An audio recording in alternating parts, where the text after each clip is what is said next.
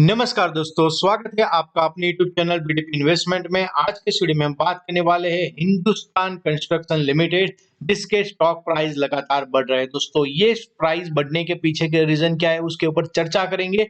और दोस्तों, ये कंपनी जो है दोस्तों इंफ्रास्ट्रक्चर सेक्टर के साथ जुड़ी हुई है। दोस्तों, रोड के साथ जुड़ी हुई कंपनी है और बांद्रा वर्ली सीलिंग बनाने वाली कंपनी यही है। दोस्तों, सिर्फ यही नहीं दोस्तों, ये कंपनी पोर्ट भी बनाती है दोस्तों, रेलवे ब्रिज भी बनाती है कंपनी और थर्मल पावर स्टेशन भी बनाती है दोस्तों। तो दिल्ली मेट्रो बनाने वाली प्रोजेक्ट भी यही है। तो बहुत सारा काम कारोबार करती है, गवर्नमेंट के साथ जुड़ी हुई कंपनी है। तो क्या यहाँ पे हमारी रणनीति होनी चाहिए, उसके ऊपर हम चर्चा करने वाले हैं दोस्तों। SCC Hindustan construction company limited, जिसका अभी का प्राइस है 47.01, जो बहुत ही अहम लेवल के ऊपर है, क्योंकि अगर यहाँ पे ब्रेकआउट होता है तो एक अच्छी मोमेंटम की संभावनाएं बन सकती है। अभी 1.86 रुपये अपसाइड है, 4% से भी ज्यादा की तेजी है। पिछले 5 दिनों में अगर देखा जाए तो यहाँ पे 10% से भी ज्यादा की तेजी और एक मंथ के अंदर 17.52% का रिटर्न दे चुका है ये स्टॉक। क्या यहाँ पे इस तेजी के पीछे का रीजन क्या है दोस्तों? यहाँ पे एससीसी जो है, जहाँ पे डेट रिडक्शन इनिशिएटिव हो रहा है और एससीसी ने अनाउंस किया है significant financial plan to transfer its right to a portfolio awards and claims a group investor led by BlackRock. दोस्तों, बहुत बड़ा नाम है और वो ट्रांजैक्शन वैल्यू 17.5 बिलियन का है। A portion of the proceed amounting 12.5 billion will be utilized to reduce its debts। तो डेप्ट कम करने का जो इनिशिएटिव है और कंपनी का जो बॉर्डर ग्लोर है, improving of financial health. However this deal a partial write down of SCC net worth of 31 मार्च 2024। और ओवर द ईयर एससीसी ने दोस्तों कंसिस्टेंट एफर्ट लगा है डेप्ट रिडक्शन, डेप्ट का बर्डन कम करने के लिए। उसके लिए एसेट मोनेटाइजेशन किया है, रिस्ट्रक्चरिंग इनिशिएटिव किया है और कंपनी जो है इस फाइनेंस और इंप्रूविंग ऑपरेशनल एफिशिएंसी। दोस्तों, ये सिर्फ एक इंफ्रास्ट्रक्चर कंपनी का प्रॉब्लम नहीं है, ज्यादातर इंफ्रास्ट्रक्चर कंपनियां डेप्ट से जुड़ी हुई है दोस्तों। अब वो कर रहे हैं, इसकी वजह से तेजी भी बन रही है। और पिछले 6 महीने में अगर बात की जाए तो दोस्तों यहाँ पे मोमेंटम, अपसाइड मोमेंटम रहा है। इसी वजह से एक साल के अंदर 50% से भी ज्यादा का रिटर्न है और 5 साल के अंदर मल्टीवे का रिटर्न दिया है, 380% का रिटर्न है। Over the period of time 4554% का रिटर्न दिया है दोस्तों। बहुत ही नीचे आ गया था दोस्तों, तब हमने डिस्कस किया था स्टॉक और फिर वहां से कंटिन्यूअस तेजी बन रही है। बट यहाँ पे क्या ये तेजी बरकरार रहेगी कि नहीं, क्योंकि लेवल बहुत ही अहम है।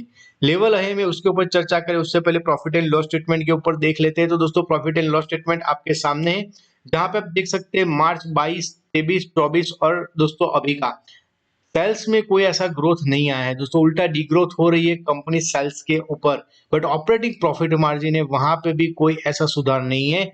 अदर इनकम जो है वहां पे दोस्तों आप देखेंगे इंटरेस्ट कम कर रही है दोस्तों, कंपनी अपना डेब्ट कम कर रही है, अदर इनकम बढ़ रही है दोस्तों। आप यहाँ पे देखेंगे धंधा नहीं बढ़ रहा है दोस्तों, जो एसेट है वो मोनेटाइज हो रहे हैं और डेब्ट जो ज्यादा है, यहाँ पे आप देखेंगे पहले 1500 का भी डेब्ट था, वो कट कर करते हुए अभी बहुत ही कम आ चुका है डेब्ट, और उसी की वजह से कंपनी प्रॉफिट भी दिखा रही है दोस्तों।